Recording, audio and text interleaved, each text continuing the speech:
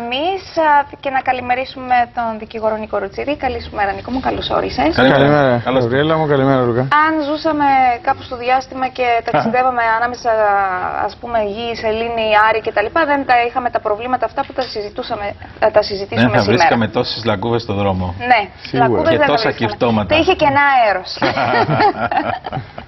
Λοιπόν, και τα μιλούσαμε για εκείνα. ανώμαλοι δρόμοι και νομοθεσία, το σημερινό μας θέμα. Μάλιστα. Πόσες και πόσες κόντρασούστες κατά την Κυπριακή έχουν καταστραφεί. Πόσες βάσεις μηχανών έχουν αποκοπεί. Πόσες ρόδες και λάστια έχουν πάθει ζημιά. Και πόσα δυστυχήματα έχουν γίνει λόγω μιας και πόσος εκνευρισμός δημιουργείται καθημερινά στους δρόμους, οδηγώντας και προσπαθώντας αντί να αποφύγεις ανθρώπους στον δρόμο, να αποφύγεις τις λακκούβες και τα κυρτώματα. Οι κόντρασούστες που καταστρέφονται είναι το λιγότερο. Εκείνο που επιδιώκουμε είναι να μην καταστρέφονται ζωές από αυτά τα προβλήματα. Υπάρχει νομοθεσία στην Κύπρο και ανοιχτές τηλεφωνικές γραμμές, κυρίες και κύριοι, 77-77-10-88. Το θέμα είναι αυτό που βλέπετε ακριβώς αυτή τη στιγμή στην οθόνη σας. Ανώμαλοι δρόμοι και νομοθεσία. Ποια είναι τα δικαιώματα μας, πώς μπορούμε να τα διεκδικήσουμε. Ακούστε τον καλεσμένο μας. Νίκο, να σας πω. Σε αυτόν τον τομέα του δικαίου, στον τομέα της αποτροπής των ατυχημάτων και της πρόληψης, τόσο ο στόχος της νομοθεσίας, όσο και του δικαστηρίου σε περίπτωση αγωγής, όσο και τον δικηγόρο γενικότερα, είναι διπλός. Από τη μία η νομοθεσία στοχεύει στο να υπάρχει πρόληψη, δηλαδή όποιος είναι υπεύθυνος για τη συντήρηση των δρόμων να ενεργεί προληπτικά έτσι ώστε να αποφεύγονται τα ατυχήματα, και από την άλλη ο νόμος προνοεί για την αποκατάσταση. Είναι διπλός ο σκοπός, δηλαδή από τη μία η πρόληψη, από την άλλη η χρηματική αποκατάσταση του θύματος εάν υπάρχει ζημιά. Ναι.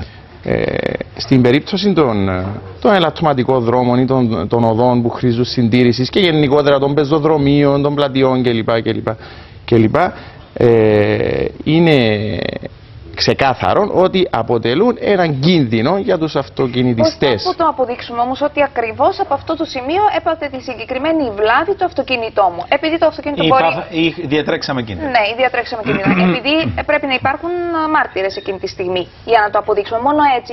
Επειδή μπορεί να προϋπήρχε το πρόβλημα. Σε περίπτωση αξίωσης, δηλαδή σε περίπτωση που κάποιος παθαίνει ζημιά λόγω του οδοστρώματος ή λόγω κάποιου πεζοδρομίου που είναι χαλασμένο ή για οποιοδήποτε λόγο που συμβαίνει σε δημόσιο χώρο, τότε βεβαίως εκείνο που πρέπει να συμβεί αμέσως είναι να καταγραφεί η ημερομηνία του ατυχήματος, ο ακριβής χώρος όπου συνέβηκε το ατύχημα, να φωτογραφηθεί ο χώρος, εάν υπάρχουν μάρτυρες να κρατήσει κάποιος τα τηλέφωνα του, και επίσης πολύ σημαντικό είναι αν υπάρχουν σοβαροί τραυματισμοί να ειδοποιηθεί η αστυνομία και να ειδοποιηθεί και αρμόδια αρχή, όπου συνήθως είναι ο Δήμος, έτσι ώστε να διερευνηθεί το περιστατικό, να κατοχυρωθεί το μαρτυρικό υλικό που χρειάζεται για να αξιώσει κάποιος, αλλά ακόμη έτσι ώστε να ληφθούν τα απαραίτητα προληπτικά μέτρα. Η αρμόδια υπηρεσία όμως δεν είναι το τμήμα οδικών έργων? Να σας πω. Δημοσίων έργων? Να σας πω. Είναι ξεκάθαρο ότι στην Κύπρο ο υπόλογος νομικά και υπεύθυνος για την συντήρηση και την επιδιόρθωση των δρόμων είναι είτε η κυβέρνηση είτε η Δήμη. Και αυτό επιβάλλεται νομοθετικά. Είναι ξεκάθαρο, δεν υπάρχει καμία αμφιβολία.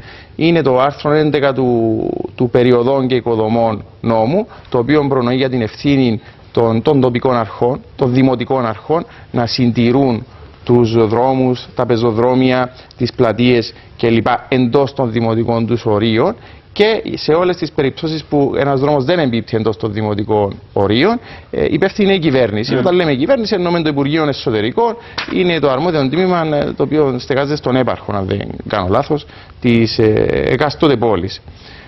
Επίσης, πέραν από το καθήκον συντήρησης που έχουν οι Δήμοι, συνεπάγεται ότι δηλαδή υπάρχει έναν καθήκον, νομικό καθήκον στους Δήμους να επιθεωρούν τακτικά. Δηλαδή δεν σημαίνει ότι ο Δήμος ή η κυβέρνηση θα φτιάξει ένα ωραίο δρόμο και να τον αφήσει. Το καθήκον που τους επιβάλλει ο νόμος και το δικαστήριο. Είναι και οι προδιαγραφές πάνω στις οποίες πρέπει να βασίζεται η δημιουργία ενός κυρτώματος, Νίκο. Βεβαίως. Και τις προδιαγραφές αυτές τις έχει το Τμήμα Οδικών Μεταφορών. Οι Δήμοι φτιάχνουν και εκείνοι από μόνοι τους κυρτώματα. Και άμα πας στα κυρτώματα των Δήμων. Άλλο τα κυρτώματα, άλλο τα λακκούβες. Ναι, θα πας να δεις κάτι κυρτώματα βουνά. Και όχι την ομαλή διάβαση. Μα περίμενε καλύτερα. Και πρόσβαση. Όχι, δεν είναι έτσι. Κοίταξε, αν τα τρέχουν όμως και τα περάσουν από αυτά που είναι πολύ χαμηλά, δεν τα σταματήσουν. Ναι, υπάρχουν όμως και οι μοτοσυκλέτες και τα ποδήλατα, θα σκοτωθεί κανένας.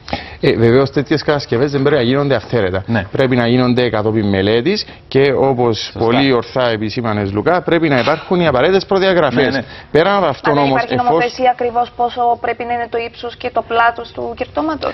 Νομοθεσία όχι, όμως υπάρχουν προδιαγραφές. Ναι. Οι οποίες εγκρίνονται από κανονισμούς. Ναι. Δηλαδή πρέπει να συνάδουν, δεν μπορεί κάποιος αυθαίρετα να κατασκευάζει ένα δρόμο και για παράδειγμα τα υλικά που χρησιμοποιούνται να μην πληρούν τις απαραίτητες προδιαγραφές. Υπάρχουν για το κάθε τι, υπάρχουν συγκεκριμένες προδιαγραφές που πρέπει να πληρούνται. Ναι. Αλλά πέραν από την ορθή κατασκευή, είναι πολύ σημαντικό ότι πρέπει να γίνεται τακτική επιθεώρηση. Διότι μετά από την κατασκευή ενός δρόμου ή ενός πεζοδρομίου, διάφορα μπορεί να συμβούν. Ναι. Μπορεί να διαβρωθεί, μπορεί να υπάρχει κάποια ζημιά. Και πολλές φορές. Ναι, όμως η διάβρωση και η ζημιά δεν επέρχεται τους πρώτους μήνες ή τον ένα χρόνο. Ναι, βεβαίως. Μπορεί να περάσουν κάποια χρόνια. Μπορεί να συμβεί. Παραμένουν ασυντήρητοι για και το χρονικό διάστημα. Και το χρονικό διάστημα. Κάτω από την βροχή, τον ήλιο. Ναι. Και την παγωνιά που στην και τι κακά υλικά. Βεβαίως. Και δεν μιλούμε μόνο για ζημιές στο δρόμο. Δηλαδή όχι μόνο για δρόμους που χρήζουν συντήρησης. Με βάση το 84 του περιδήμων νόμου, ναι, υπάρχει ένα πολύ γενικό καθήκον για επίβλεψη. Δηλαδή οι περιπτώσεις που έχουν παρουσιαστεί στα δικαστήρια μας είναι πάρα πολλές. Δηλαδή μια ταπέλα για παράδειγμα, μια ταπέλα stop μπορεί να μην φαίνεται λόγω του ότι υπάρχει ένα δέντρο μπροστά της. Ναι. Ή ένας δρόμος μπορεί να έχει χαλίκια.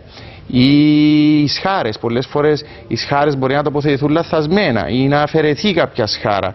Όλα αυτά. Αυτά που εννοείς για τα όμβρια νερά. Για τα όμβρια υδάτα, ναι, ναι, ναι. Είναι γνωστοί οι κίνδυνοι για τους αυτοκινητιστές. Έλα στο διατάφτα.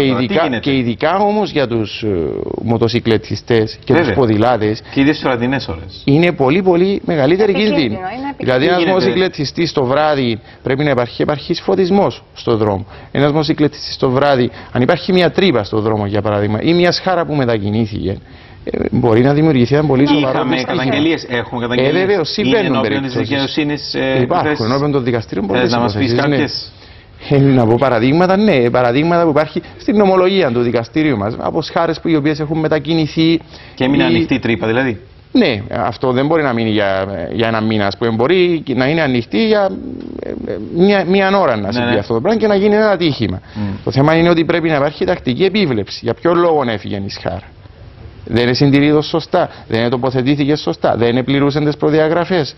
Υπάρχουν πάρα πολλά παραδείγματα. Γιατί δεν έχει γίνει επίβλεψη για να το ανακαλύψουν έγκαιρα εκεί και να αντικατασταθεί αυτό το κομμάτι το οποίο έχει. Ή τουλάχιστον δεν μπήκε κάτι προειδοποιητικό για να ξέρει ο κόσμος να μην πλησιάζει. Ποια είναι η διαδικασία τώρα κάποιος να διεκδικήσει όμως τα δικαιώματα και να αποδείξει όμως ότι η ζημιά που έχει πάθει είναι όντως από αυτό, επειδή και εδώ μπορεί να το χρησιμοποιήσουν.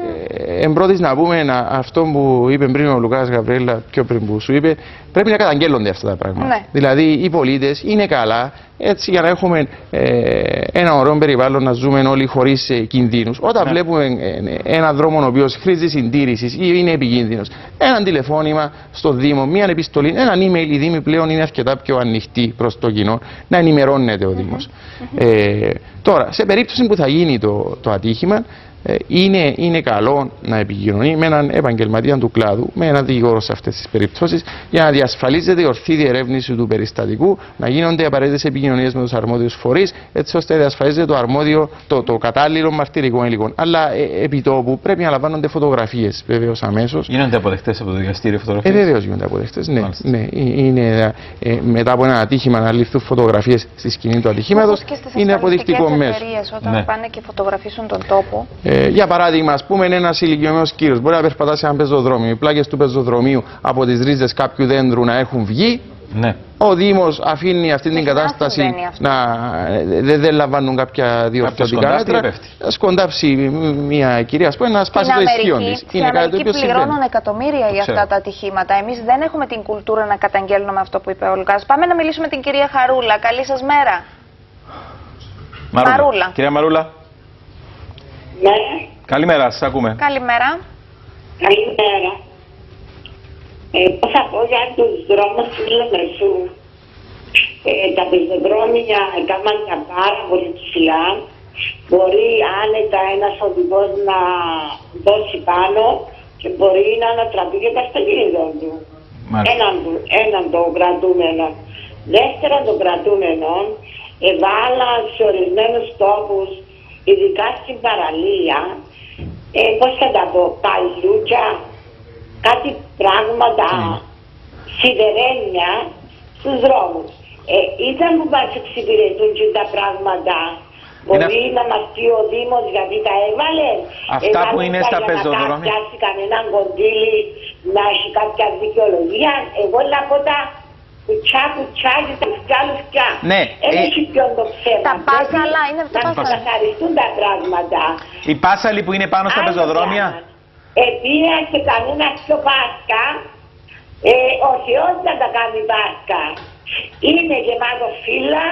Οι σούζες των μωρών σπασμένες, χαλασμένες. Είναι μια ερημιά. Ναι. Πιο πάρκα έπια. Αν πάω άλλο κανένα πιο τοπούς, μπορεί να βρω και άλλα πάρκα. Στη Λεμεσό τώρα αυτό, Τι κάνει ο Δήμος, που πάνε τα λεφτά παρακαλώ. Εσείς μένετε στο Δήμο Λεμεσού. Μπορεί να μας εξηγήσει επιτέλους. Στο Δήμο Λεμεσού είναι που μένετε. Μάλιστα. Κυρία Μαρούλα, πού μένετε? Πού μένετε? Είναι ένα πεζοδρόμιο, μα πόσο ψηλό το εκάμαση, απαράδεκτο. Απαράδεκτο. Μάλιστα. Ευχαριστούμε πάρα πολύ. Ευχαριστούμε. Πάμε στην επόμενη γραμμή. Καλημέρα. Ναι, καλημέρα. Καλημέρα. Εγώ ήθελα να πω σχετικά με τις φωτογραφίες που είπε ο κύριος δικηγόρος. Ναι. Συγκεκριμένα εγώ είχα έναν άξιτα, δηλαδή ήμουν σταματημένη πάνω σε alt για να μπορέσουν να περάσουν τα αυτοκίνητα και να προχωρήσω, να στρίψω. Το λοιπόν, και έρχεται από πίσω μου ένας Λιβανέζος με ένα μεγάλο αυτοκίνητο, όπως εβιάζεται, έστριψε αριστερά, μου έφαε όλον το μπροστινό, το φανάρι, πώς το λέμε, ναι. τη γωνία ολόκληρη του αυτοκινήτου. Το φτερό. Το φτερό, το λοιπόν. Και εγώ σύμπτωση γιατί δύο καταστήματα πιο κάτω ήταν φωτοτυπικών που εγώ είχα κάνει φωτοτυπίες αρκετές και τύχε να είχα και μαζί μου φωτογραφική μηχανή. Και σταμάτησα αμέσως και έκανα φωτογραφίες γύρω. Το λοιπόν, όταν τις έδειξα στην ασφαλιστική εταιρεία μου λένε είναι ολοφάνερο ότι είναι εκείνος που φταίει. Εν τω μεταξύ αυτός τηλεφώνησε αμέσως σε έναν νησιωτή δικό μας και ήρθε αμέσως εκείνος και τον συμβούλευσε τι να πει στους αστυνομικούς ως που να έρθουν και μπήκαν, ευκήκαν κουπάπανοι. Δεν τον κάμαν το παραμικρό και για να μην μου πληρώσουν εμένα τα σπασμένα και όλα αυτά. Το λοιπόν, που είχα τις φωτογραφίες και που πριν είχε μπει ασφάλεια ότι είναι ολοκάθαρο. Μάλιστα. Δεν υπάρχει δικαιοσύνη. Δεν υπάρχει δικαιοσύνη. Ναι. Μάλιστα. Θα μας σχολιάσει ο κύριος Νίκος. Σας ευχαριστούμε πολύ. Να είστε καλά. Καλημέρα. Και ο κύριος. Ο κύριος Σωτήρης. Καλημέρα. Ναι, καλημέρα σας. Συγχαρητήρια για το πρόγραμμα σας. Κάτι το οποίο περίμενα από αρκετόν καιρό. Εγώ είμαι σχεδόν 70 χρόνια ηλικία μου. Περπατώ μες στους δρόμους συνέχεια. Το απόγευμα καθημερινώς πρέπει να περπατήσω. Διαπίστωσα ότι μια διάβαση πεζών την οποία ξανάκαμα παρέμβαση που είναι το λίγο της Σαραμίνας στη Λάρνα Καμπυλό έχει τώρα 4 μήνες που είναι φωτεινή και δεν εργάζεται. Είναι το ένα. Και το άλλο είναι το θέμα των αυτοκινήτων που είναι πάστα πεζοδρόμια και δεν μπορούμε να περπατήσουμε. Πού πρέπει να αποταθούμε εμείς, ποιος πρέπει να δει το πρόβλημα. Πόσο μάλλον οι άνθρωποι με τα αναπηρικά καροτσάκια στα πεζοδρόμια. Και μητέρες με τα... Είμαι και ανάπηρος, αλλά με τη δύναμη του Θεού περπατώ. Μάλιστα. Περπατώ με την βοήθεια του μπαστούνι μου, ταυτόν μου, αλλά περπατώ. Δεν είμαι από εκείνους που κακή τους τύχη είναι πας στα καροτσούκια. Ναι. Το λοιπόν και φαντάζομαι εκείνοι που είναι πας στα καροτσούκια τώρα που με ακούν έναν να μου βάλουν ευθές. Διότι είναι ένα πρόβλημα το οποίο εγώ δεν ξέρω πώς είναι καθημερινό φαινόμενο, έχετε δίκιο. Σας ευχαριστούμε πολύ. Πού πρέπει να αποταθούμε εμείς όταν ένα αυτοκίνητο έπασε στο πεζοδρόμιο και δηλαδή σου κύριε, μαν το μαχαζί μου άμε και να κατεβάσω πράγματα. Συγγνώμη κύριε, εγώ να μην περάσω και να περιμένω να κατεβάσεις τα πράγματα εσύ και να το αυτό και να είναι πάνω στο πεζοδρόμιο. Καθημερινά φαινόμενα δυστυχώς που δεν μας θυμάνε. Ευχαριστούμε πάρα πολύ. Για τον κύριο που μίλησε μόλις τώρα και από προσωπική εμπειρία, πιστεύω οι αρχές, η αστυνομία ανταποκρίνεται. Ένα τηλεφώνημα, αν δώσεις τους αριθμούς εγγραφής του αυτοκίνητου, ανταποκρίνεται η αστυνομία, τηλεφωνάς στον ιδιοκτήτη και... Ναι, αυτό πρέπει να τηλεφωνούμε την αστυνομία. Ξεκάθαρα είναι παράνομο να βγαίνει. Ξέρεις όμως είναι και θέμα κουλτούρας. Αν σε κάθε 100 μέτρα που περπατάμε πρέπει να τηλεφωνούμε και τις αστυνομίες, γιατί το φαινόμενο είναι κάθε 100 μέτρα είναι και λίγο που λέω. Ότι θα βρει και ένα αυτοκίνητο πάνω στο πεζοδρόμιο. Ο κάθε πολίτης πρέπει. Εάν διεκδικούμε τα ατομικά μας δικαιώματα και βγαίνουμε λίγο εκτός της πορείας μας για να τα διεκδικούμε, συλλογικά γίνεται αυτόν κουλτούρα στο τέλος. Τώρα για την κυρία που είπε για το αυτοκίνητο και τις φωτογραφίες κλπ. Δεν μπορώ βεβαίως να μιλήσω για τις τοποθετήσεις που έκανε η ασφαλιστική εταιρεία. Εκείνο όμως που γνωρίζω και μπορώ να διαβεβαιώσω είναι ότι ένα φωτογραφικό υλικό που κάποιος που θα φωτογραφίσει τη σκηνή του δυστυχήματος είναι αποδεικτό μέσω μαρτυρίας στο δικαστήριο. Για να διαπιστώσουν το συμβάν κτλ. Βεβαίως, φωτογραφίζουν τον χώρο. Εάν για παράδειγμα κάποιος χτυπήσει λόγω του ότι υπήρχε μία τρύπα για παράδειγμα στο δρόμο ή λόγω του ότι μία σχάρα ήταν τοποθετημένη ή λαθασμένη, θα τη φωτογραφίσει κάποιος. Όλοι έχουν τα κοινά τηλέφωνα πλέον, μία φωτογραφία, την τάδε ημερομηνία. Εάν δοθεί η μαρτύρα ότι την τάδε ημερομηνία εγώ ήμουν που φωτογράφησα, τότε δεν γίνεται αποδεκτή αυτή η μαρτυρία. Καταγγελίες επαγγελματιών οδηγών που βρίσκονται καθημερινά στο τιμόνι, σε φορτηγά και λεωφορεία, για αυτά τα κυρτώματα και για τις λακκούβες στον δρόμο, ότι με το χτύπημα δημιουργείται και πρόβλημα υγείας στους σπονδύλους. Αυτό είναι.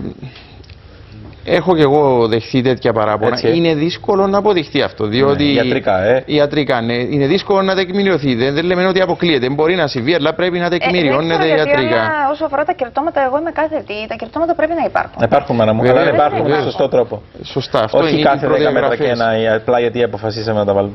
Υπάρχει λόγος να υπάρχει σχολείο κοντά. Να υπάρχει ο δρόμος να είναι μακρύς και γίνονται κόντρες. Και επειδή γίνονται κόντρες, αντί να κόψουμε εμείς την ταχύτητα, γεμίζουμε τους δρόμους. Ναι, να τις γεμίσουμε. Επειδή περπατάνε στα πεζοδρόμια δίπλα, επειδή μπορεί να διασταυρώσει κάποιο παιδί. Απλώς πρέπει να γίνονται κατόπιν μελέτης αυτά, Γαβριέλα μου. Και πρέπει να τοποθετούνται σε σωστές αποστάσεις, πρέπει να έχουν το σωστό ύψος, τη σωστή κλίση, έτσι ώστε να μην δημιουργούνται προβλήματα. Βουναλάκια ολόκληρα. Το ξέρω, αλλά νομίζω ότι είναι απαραίτητα επειδή αλλιώς δεν θα συμμορφωθούμε όσο αφορά την ταχύτητα. Αν δεν σταματήσει εντελώς και βάλεις πρώτη ταχύτητα για να τα περάσεις και περάσεις με τη δεύτερη την τρίτη, έκανες τη ζημιά. Να πάρεις αυτόματο. Συνήθως εκεί που υπάρχουν τα κυρτώματα, το όριο ταχύτητας είναι πολύ χαμηλό. Ναι, πρέπει να σταματήσει εντελώς για να το περάσει. Υπάρχει σήμανση. Είναι τόσο ψηλά που βγάζει ένα ντου. Ξέρεις που είναι πολύ ψηλό και την έπαθα μια φορά στο αεροδρόμιο. Στο αεροδρόμιο πηγαίνοντας προς. Εντάξει, εκεί είναι συγκεκριμένος ο λόγος. Είναι όλα εκεί πιο λείψη. Υπήρξε κάποια καταδικαστική απόφαση κλείνοντας? Πάρα πολλές αποφάσεις. Οι οποίες δικαίωσαν τους παραπονούμενους. Και εναντίον Δήμων και εναντίον της Δημοκρατίας. Και τι έγινε, διορθώθηκαν? Θέλω να πιστεύω ότι διορθώθηκαν, αλλά επιδικάζεται αποζημίωση για τις ζημιές και για τις απώλειες και για τη σωματική βλάβη που. Είμαι περίεργος να ακούσω τη δικαιολογία των Δήμων όταν έρχονται στο δικαστήριο για να υπερασπιστούν την υπηρεσία τους.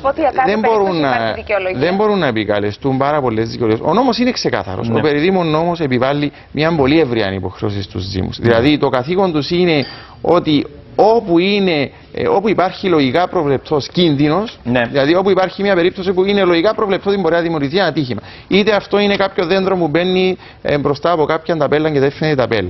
Είτε αυτή είναι μια σχάρα που τοποθετείται λαθασμένα και μπορεί το ποδήλατο να πέσει μέσα για παράδειγμα. Είτε είναι πεζοδρόμιο. Είτε οτιδήποτε. Μπράβο, το οποίο είναι λογικά προβλεπτό ότι μπορεί να προκαλέσει ατύχημα. Ο Δήμος έχει υποχρέωση, είναι τόσο ευρεία υποχρέωση, πρέπει να επιβλέπουν τακτικά και να διασφαλίζουν ότι οι δρόμοι, τα πεζοδρόμια. Άρα λοιπόν κάνουμε την καταγγελία μας. Βεβαίως. Και δεν προχωράμε και διαφορούμε. Γιατί δικαιώματα έχουμε. Πρέπει να τα διεκδικούμε. Αυτό είναι που λέμε. Λοιπόν, Νίκο, ευχαριστούμε πάρα πολύ.